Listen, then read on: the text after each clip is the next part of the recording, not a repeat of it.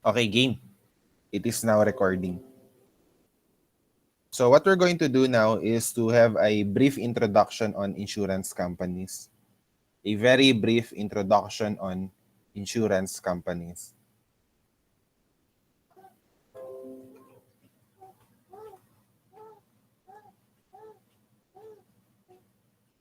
Okay. Sorry, tapos na tayo sa insurance. What we're going to do now is to have a very brief introduction on mutual fund companies. Introduction on mutual fund companies. What is a mutual fund? A mutual fund is an investment vehicle made up of pool of monies collected from investors for the purpose of investing in securities, in stocks, bonds, and money markets. Let me repeat. What is a mutual fund? A mutual fund is an investment vehicle made up of pool of monies collected from investors for the purpose of investing in securities, in stocks, bonds, and money markets. I want you to imagine the balance sheet of a mutual fund companies. This is a balance sheet of a mutual fund company. What would the right side of the balance sheet look like? It would consist of equity. Let's assume there's no liability first. It consists of equity. Now, in a mutual fund company, the equity or the common stocks, the shares of common stocks or equity, they are being sold to the investors.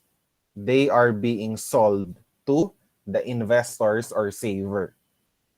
For as low as in the Philippines, it can be as low as 5,000, 10,000 pesos only. You can now take part. Take part in the share of the mutual funds returns. I repeat, a mutual fund company, right side of the balance sheet, it would consist of equity. These represent shares of stock held by the savers or investor. If you have an extra fund, you have extra money. If you have extra funds, you have extra money, what you can do is to buy a share in a mutual fund. Now, whoever becomes a shareholder in a mutual fund is now a saver and at the same time a common stockholder of that mutual fund. How does a mutual fund make money? Let's go to the left side of the balance sheet. Whatever cash they raise from the selling of shares of the mutual fund, they buy the stocks of a certain company, the bonds of a certain company, the money market funds, etc. Okay? The cash raised by selling shares to the investors or savers. When I say investors or savers, these are retail savers, retail investors. Ito yung mga ordinaryong tao. For as low as 5,000 pesos, they can put their money in a mutual fund company. Okay? So, this right side of the balance sheet of the mutual fund represents the ownership. This is owned by retail investors. Any cash raised by the sale of these shares are used for buying the stocks, the bonds, or whatever securities of different companies. Nakuha nyo? So, kunyari, ang pera mo lang 10,000 pesos. Gusto mo bumili ng napakaraming stock. You want to buy the stock of 500 companies. Just an example. You want to buy the stock of 500 companies. Unfortunately, you only have 5,000 pesos. What can you do? You buy a share in a mutual fund. The mutual fund will put the cash raised from these sales to stocks and bonds of different companies. Okay? This is how a mutual fund works. Any questions so far? Okay. Next. Mutual funds are operated by what we call money managers. Mutual fund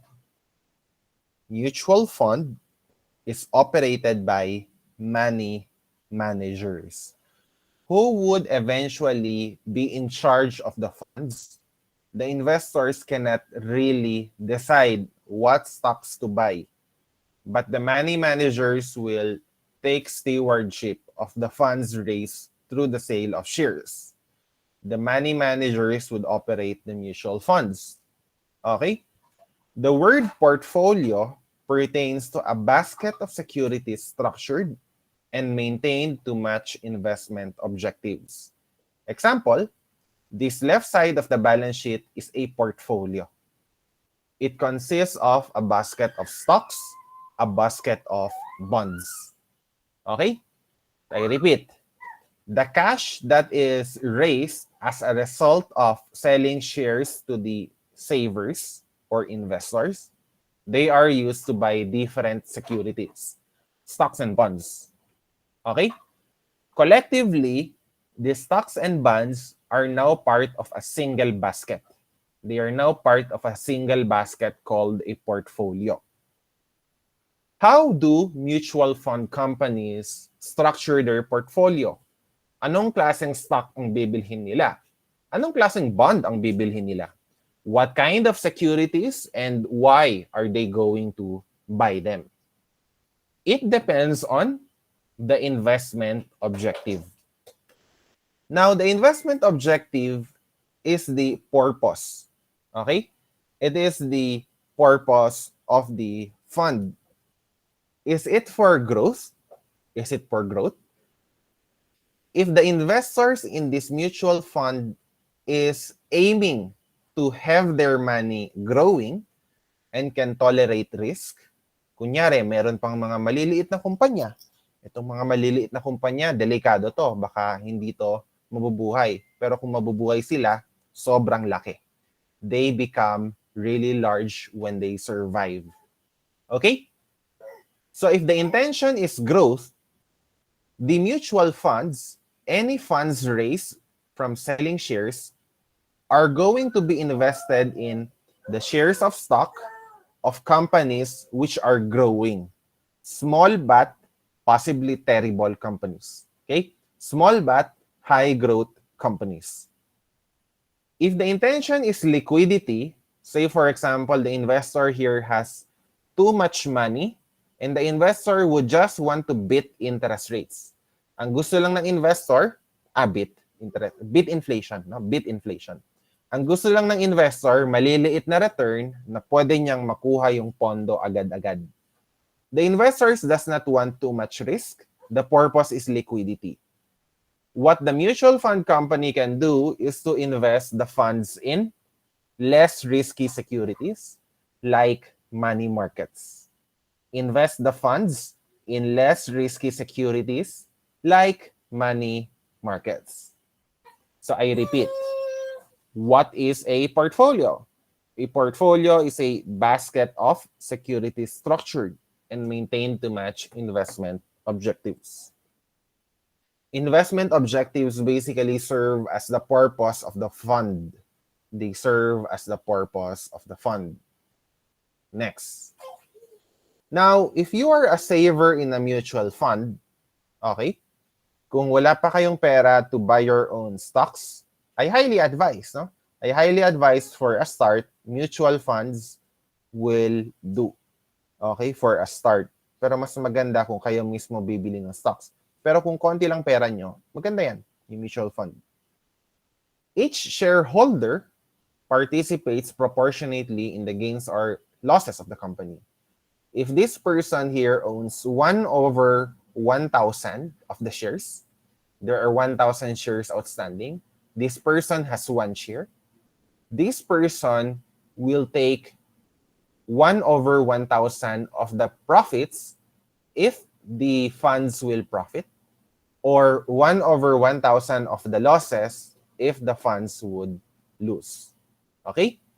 Each shareholder participates proportionately in the gains or losses of the fund. In the gains or losses of the fund.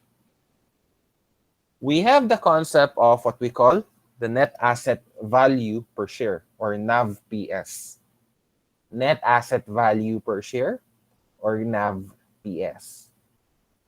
So what you're going to do here is to take the value of all of these securities here. Kung titingnan nyo yung market value ng mga securities dito, alamin nyo ha, ang market value ng securities dito. Okay? What we would want to do is, for every share, how much value do they have? We call this the NAV-PS, the net asset value per share. The value of one share. One share that you can find here, what is its value? Net asset value per share.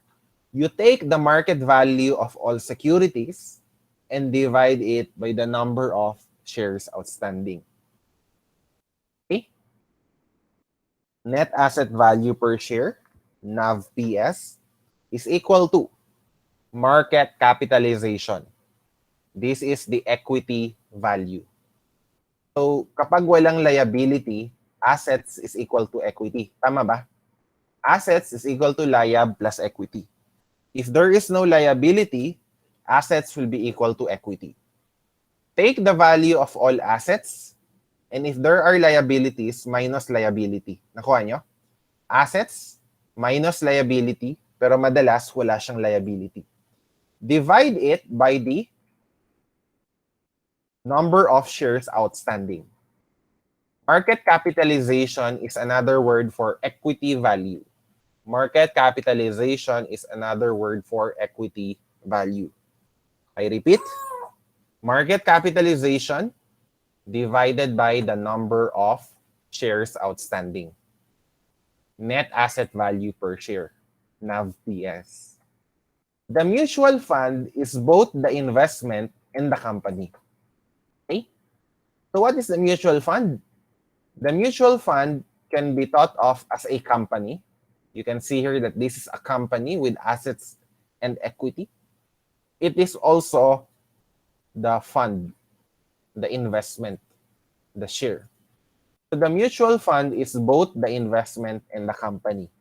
So kapag sinabi ko yung word na mutual fund, I can refer it to the mutual fund company or the mutual fund per share, the asset per share, the value per share. Okay? Now, what is the reason why investors would put their money in a mutual fund company? As I have told you, the investors who buy mutual funds, they generally want to invest in a good number of companies. The purpose of mutual funds is diversification. Diversification. Okay? Sabihin na natin merong 5 kumpanya. Let us say there are 5 companies. Okay?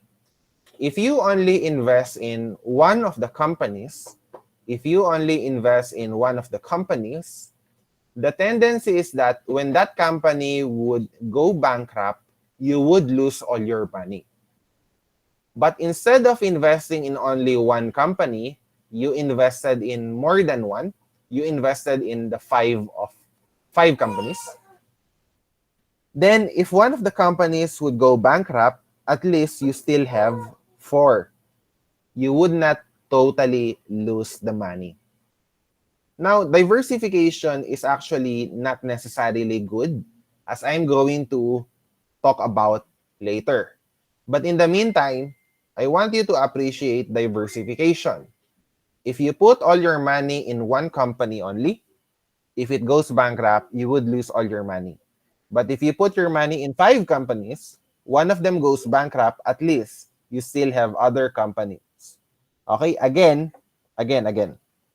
It is not really necessarily good. Okay, diversification is not necessarily good. I'm going to discuss that later. Sir, question. Fund man. Question. Sorry. Sir, Hindi ko narinig. regarding like as you said, the most investors do mutual funds based on the idea of diversification. But wouldn't it be better like in the eyes of as an investor, they don't have control of where their money goes mostly, the sir? Yeah, that's So true. isn't that like like most investors wouldn't want that, so they'd opt to not do mutual funds? Yeah, actually, I would discuss that later on. However, since na-bring up ko na. Okay, here's the thing. Most of the people who would buy mutual fund companies are people who do not want to learn anything about Like companies. walang time for investing. They have an aim, however, they do not want to think too much. For example, they want their company, they want their money to grow. However, they do not want to study each company. Nakuha nyo? Sir, pero as you, if you were an investor, do you opt for mutual funds? For me, personally, I do not anymore because I'll explain that later why I do not, my personal reason. So personally, it is not, again, as I've told you, it's not necessarily a good thing. Diversification is not necessarily a good thing. But for people who have no time studying, okay, they have, say, for example, 1 million pesos, and they do not have time to study which companies are good, which companies are bad. Okay, what is the best use of their money? How would you answer that? Sir, they'd invested in the top 25 stocks or it Precisely. bonds. Precisely. They would invest it in the top 25. When we say top 25, it doesn't necessarily mean that they will earn in this coming year. Do you agree? Yes, sir. Yes, sir. What do you mean by top 25, by the way? Like blue chip stocks. Yeah, the top 25. Example, in the Philippine Stock Exchange, there is this index, right? The blue Mhm. chip stocks. Okay. So it doesn't follow that they are the top 25 largest companies, is that they are the most profitable. Those two are Best different performing. things, right? Okay. Yes. So we also have what we call an index fund, which is mirroring the top 25 large stocks in the Philippines. Okay, Mhm. that is also an example of a mutual fund. Now, if these people, they do not want to study the details of each company, they do not want to study fundamental analysis, they do not want to study technical analysis, they do not want to know the companies, they do not want to know the charts, the next best option for them would be to scatter their money on the things that they do not know. Did you get the point? Yes, sir. So if you ask me, I prefer not to do that. But I would prefer that everyone who does not want to study the market to do it, investing in mutual fund. Pero sir, di ba there's some complications like let's say once you're in the mutual fund plan, like as an investor, you'd want to know whenever na you can pull out your money, di ba? But that's the downside also for this. Like it's Yeah, harder to pull out. yeah, I agree. I'm going to discuss the fees later. But there are also funds who have no fees. Yung kunyari, kukunin mo yung pera mo, tapos may penalty. Yun ba? Yung hindi mo makukuha pera mo ng buo. Yes, sir. Or yung it would take a while talaga. Like a maturing bond, parang ganun, sir.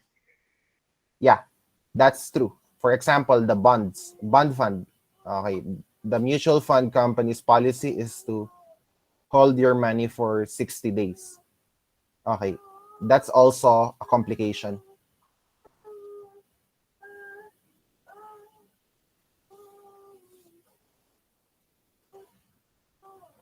Any more? Sorry. Any more No, no, sir. questions? Yun lang. Thank Yun you. lang. Okay, sige. So I'm going to deal with those issues later. No, thank you for bringing them up as we are going to make the discussion. So moving on, let me introduce you to the employees of a mutual fund company.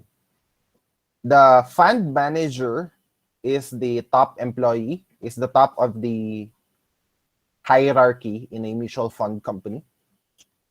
In an ideal world, the fund manager should act in the best interest of the shareholder. The fund manager should be the investment advisor. Ultimately, it's the fund manager who would decide what stocks should be invested in or what bonds. Analysts is reporting to the fund, is someone reporting to the fund manager and would recommend a pick. When we say a pick, yun yung pinili niya, literal na pick, no? Some company that is considered to have good fundamentals, no? An analyst would recommend a pick.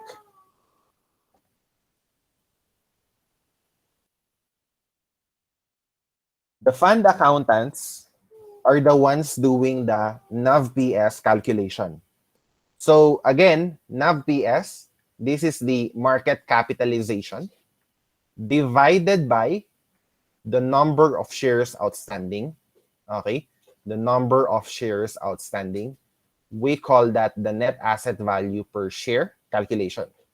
Fund accountants are hired to calculate this every day. Araw-araw gumagalaw yung value. Every working day. No? Every working day, the value of the stock or the bond usually changes, and therefore the NAV-PS should be calculated every working day. Then we also have the compliance officers and attorneys. These are the lawyers, compliance officers and attorneys who would deal with the regulatory and legal requirements. Regulatory and legal requirements in order to operate the mutual fund. Okay? Compliance officers and attorneys. Now, what are the fees incurred by a mutual fund? What can decrease the value of the mutual fund? Syempre, meron yan mga expenses.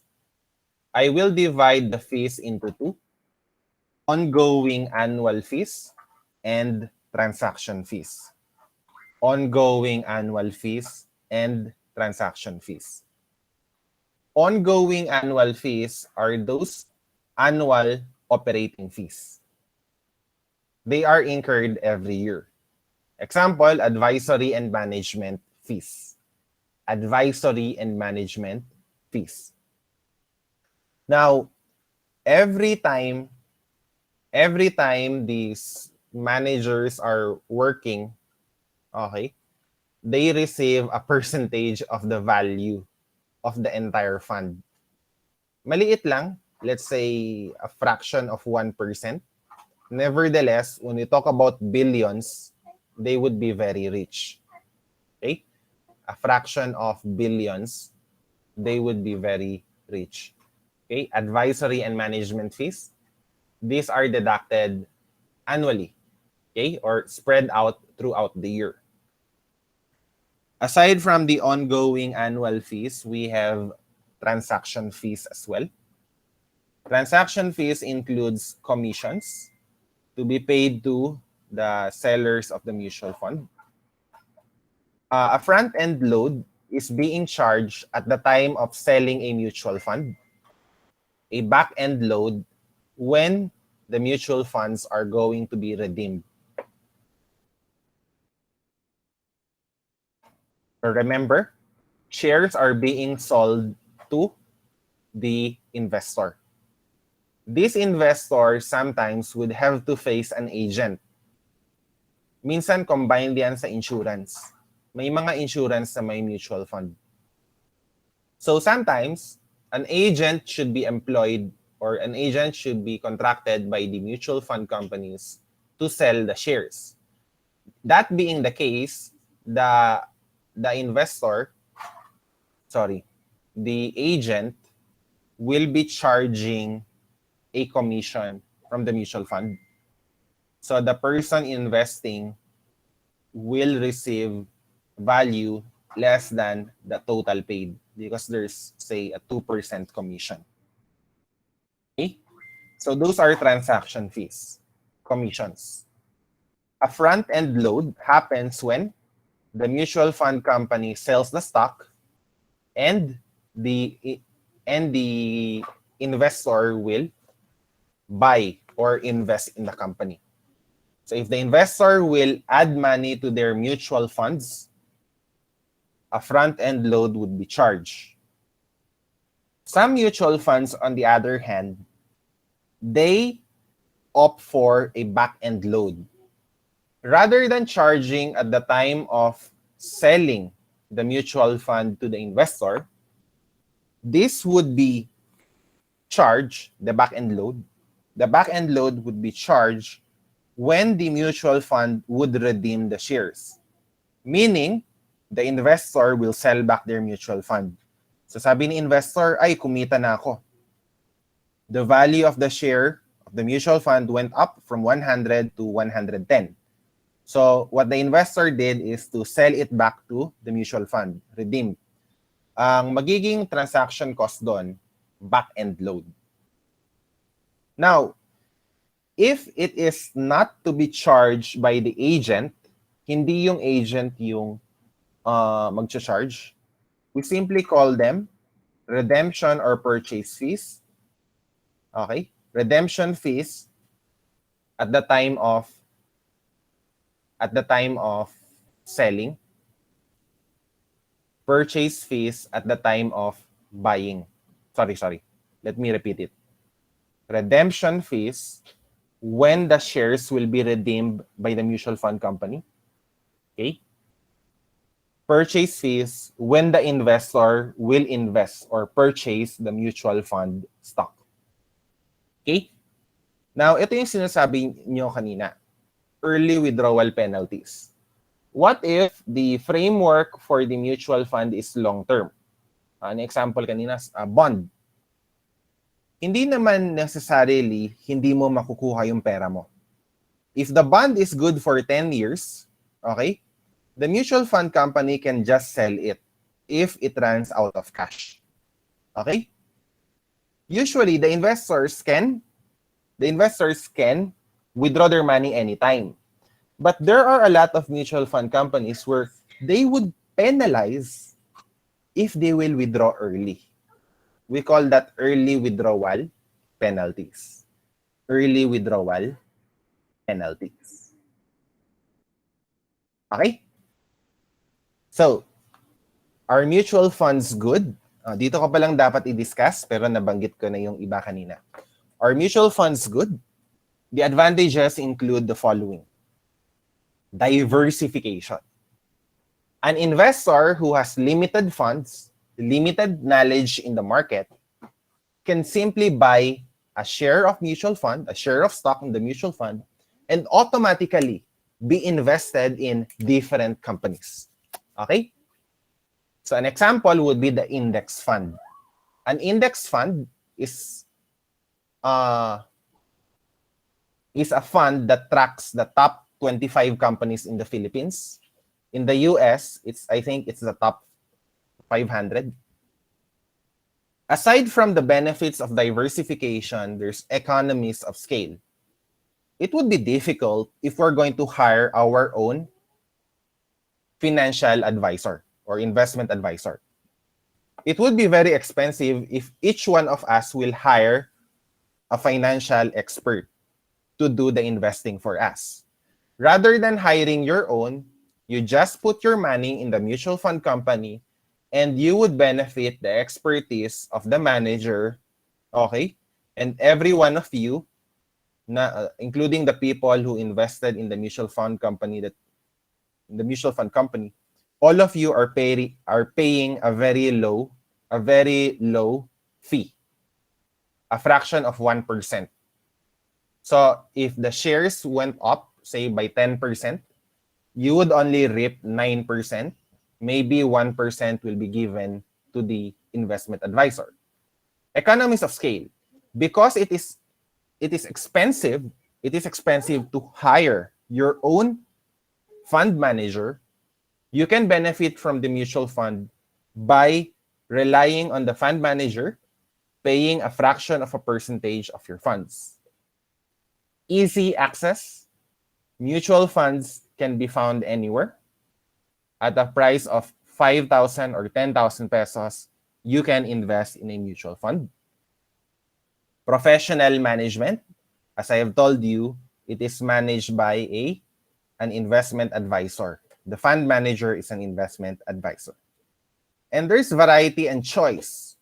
If you have an objective of growing your money, Okay? Say for example, 10 years from now, you want your money to triple. There is a fund for you. If you want a fund where it is easy to withdraw anytime, and the price of the NAV-PS, the value of each share, does not fluctuate too much, there is also a fund for you. Variety and choice. Then finally, there is transparency. Mutual fund companies are required to report monthly where your money went. Kunyari, bumagsak ng 50%, they will have to explain it in the KIDS. Okay? It is a document being prepared monthly. Now, ito yung disadvantage, which was already mentioned a while ago. The disadvantages of the mutual fund, compared to a bank deposit, there can be fluctuating returns. You may gain 3% today and lose 4% tomorrow. You may gain 5% today and lose another 4% tomorrow. Okay? Fluctuating returns. Cash drag. What's the problem with cash drag? A mutual fund company, in order to operate, should maintain cash. Should maintain cash. So, some of the funds sold as a result of, some of the funds raised as a result of selling the shares of the mutual fund company, instead of going to the stocks and the bonds and earn something, they are left as cold cash. They are left as cash. Why? Because there are people who would like to redeem the fund tomorrow, the next day, next week. So some of the cash raised are left as cash in order to cater those people who would like to withdraw their funds. Costs. Although the cost is relatively small in percentage level, but in absolute amount, it can be significant. Yung fund manager, kahit hindi naman magaling, pwedeng 1 million ang mapupunta sa kanya every month. Why?